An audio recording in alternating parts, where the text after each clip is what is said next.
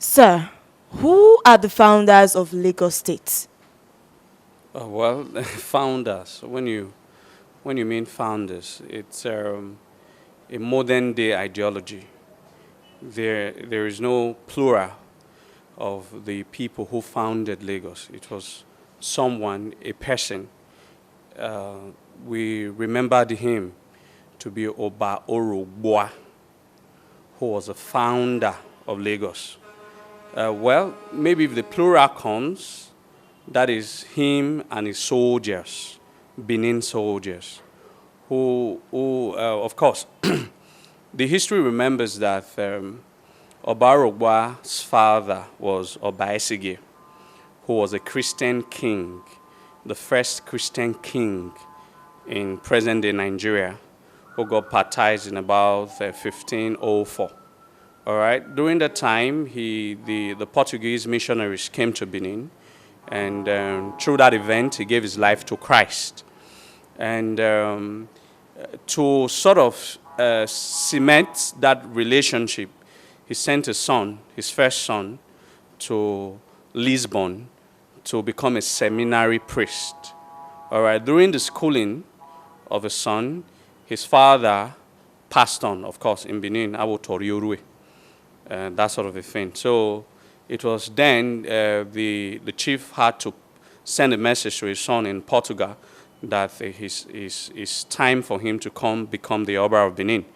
So when he got to Benin, he wanted to maintain his Christian faith and as well to become the Oba of Benin. And the Benins now told him, Ahyomba Goba. What that means is that the Benins himself had this ideology that Oba is God or God's representative on earth. So you cannot be a God and also serve another God. So you can choose, either you choose between the two. So he chose to be the Oba of Benin and lived his Christian faith. But basically because he had this education, being the first literate king of Benin, he also fell in love with the sea. All right, so he was the first and the last, the Ceylon king, or the first and the only, for now, Ceylon king in the history of Benin. So he fell in love with the sea when he became the Oba of Benin.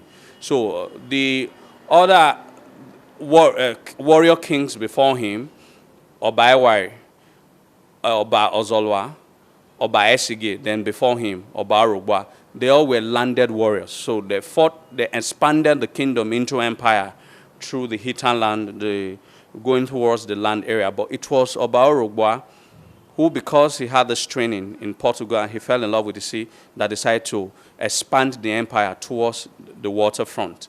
And that's what led to him establishing Eko. So proudly, I can say, without mincing my words, that the Oba Arugba and his warriors established Eko. Wow, amazing. Sir, which tribe in Nigeria is recognized as the occupant of Lagos State under the Constitution? Well, that again defines what you now call constitution. Lagos at one point in time was a colony of its own. It was not under, Lagos itself was a province rather. So it was not under the Yoruba province. All right, Lagos was a province on its own and not under Yoruba province. Of course, because that land was far from us. All right, when you want to say by virtue of the present day reality, the Yorubas tend to have more footing in Lagos. All right, of course, you should understand this. Where you now call Lagos State was not always Lagos State. Of course, we have the mainland and the island. All right, when we say the Benins were the discoverer of Eko, we are not saying the mainland. The Eko, which is the indigenous name of that land, was restricted only to the island. It is believed that there were other sets of people who were on the mainland, the Awori people. However, from the evidence from Oba of Lagos, Oba Akiolu, about a year or 2 years ago, he also established that it was the Benin people that followed the Caladeran to Ife. Of course, Caladeran eventually became Oduduwa in Ife. It is the Benin people that followed the Caladeran who went, after some time, could not stay in Ife, that went to establish Awori. That is why the Awori language, it's like a conglomeration of a Yoruboid and Edoid. So it's like, it's not, you wouldn't say it's a perfect Yoruba, a perfect Edo. It's like both Yoruba and Edo. So, yeah, the mixture. So, from his recent historical findings, most especially from the one of the custodian of the history of the of Lagos land, has asserted that the Aworis themselves, who were on the mainland, were themselves are also Benin people. So, but should in case from other future historical findings, Aworis are not Benin people, or probably they are Yoruba people, but one thing is certain, the Aworis never got to the Benins first. The Benins had already established the island, the Eko, before the Awori, one way or the other, saw that there were people living on the island and they came to join. And it was the overwhelming influences of people who left Ijebu land and other neighboring countries or provinces of Yoruba stock that came to flood Eko and eventually reduce the number of the Benin people. So practically, you will say that Lagos State is now, it's a Benin established state, all right, that have more population of the Yoruba people. All right, sir. So what historical facts are there to ascertain this story you just told us? Well, there are so much historical facts that establish the Benin ownership of Eko. First is the name, all right? Of course, the original name for that land is called Eko. The Benins named that land Eko. What Eko means in Benin is camp. Obviously, when Obarogba was still expanding his vast empire towards the transatlantic line, all right, towards Benin Republic, Togo, and then to Ghana, all right, he could not be coming to Benin, that was hinterland and very far, for reammunition. So he needed to construct a camp so that he can continue to conquer. His conquest can go westward, of course. And that is why from Bayelsa, from Focado's River down to River Volta, is called the Bight of Benin. That's because it's not called Bight of Yoruba, knowing fully well that this river curved around Yoruba land. It's not called Bight of Yoruba.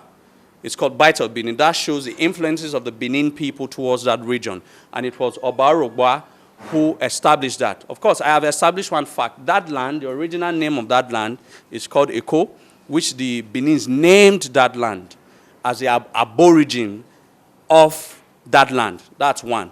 Number two, before all the Obas of Lagos, before Akintoye, all right, when on death, all right, they were being carried, their bodies were being carried to Benin to be buried.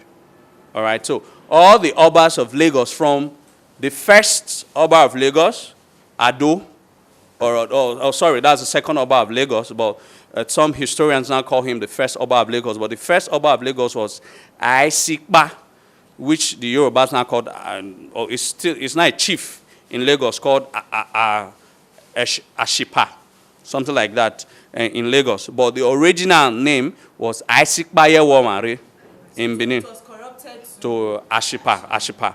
So who was the first Eleko of Eko? All right, you know, that was the original name of the Obas of Lagos. It's just about in the 50s they changed it to Oba. It was Eleko of Eko. Was the first Eleko of Eko. After him, Ado. Now from Ashipa down to the Oba before Akintoye, all right, they were all on death. They were all buried in Benin. That's another second fact. It was the Akintoye the Yorubas used, sorry, not the Yorubas now, the British used, all right, in conquest of Lagos. Now, when the British came, all right, in the 19th century, in the mid-19th century, when they came to Eko, they wanted Eko to be part of the province of Lagos, of the British. However, Oba Kosoko told them that he himself does not have a right to this land. He holds this land in trustee of the Oba of Benin until they go to get clarification from the Oba of Benin. He cannot give them a land he does not own. All right, that shows that the Benins were the owner of that land. Fourthly, in 1832, the king of Lagos was called Idewu Ojulari. That was Oba Idewu Ojulari. He had issues in Lagos in which he was reported to the Oba of Benin. But because of the controversy, was a very big controversy, that the people resolved that until Oba Idewu Ojulari leaves the throne, they are not going to, there will not be peace in that land. So because of that, Oba of Benin had to instruct that the king, Zegbele in Benin means commit suicide. All right? The Idewu Ojulari gladly accepted. And, but although he used an unconventional means, the conventional means is that you use the normal hanging of yourself. All right? But instead, he took poison. All right? And died. Now, these are historical facts that punctuate this supremacy claim or the ownership claim of the Benin over Lagos. Now, I've also established your Awori, being that whether they are Yorubas or Benins, but they were on the mainland. So it is only a sort of a modern, fallacious, historical sort of narration that has made Yoruba to lie to the public of their ownership of Eko. Otherwise, with all facts, duties of how Eko was established, the Benin are the true owner and the sole owner of Eko. So every other person came to meet the Benin people. All right, sir. You've been making mention of Eko. So I want to know, the present day call it Lagos. How did it change from Eko to being Lagos? How did the name change? The Portuguese, yes, it's the Portuguese that renamed that land. Of course, Lagos is, I heard or I read somewhere, I can't really remember, that it's a colony, all right? Summer a colony in Portugal that means lagoon, all right? So because of the waterine, Eko was surrounded by water, so the Portuguese that got to that land actually had named that land after lagoon. So I think Lagos means lagoon in Portuguese language. So that's how the name changed from Eko to Lagos. However, Eko is the original name. Even the Yoruba attestates to that. Eko Onibaje. Even in Benin, if your mother wants to travel to Lagos, they don't tell you Eko Nuwame. All right? So the Eko trying to be Yorubanized, it's not a Yoruba word. It's an exclusive Benin word that means camp, war camp.